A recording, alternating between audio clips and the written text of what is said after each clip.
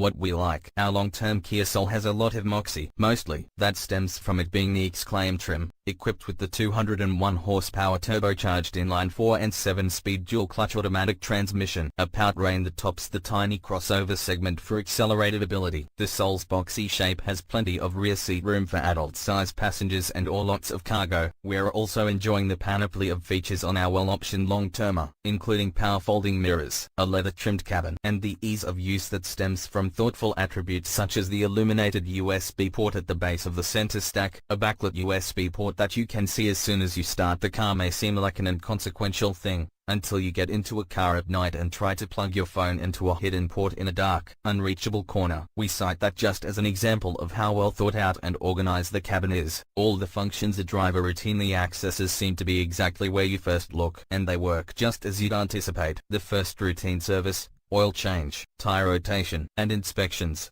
also included a manufacturer-recommended fuel additive, about which we might complain except that the whole thing cost less than $80, so we like that, as well as the 27 mile per gallon average we're recording, which is pretty good considering how often we tap into that turbo power.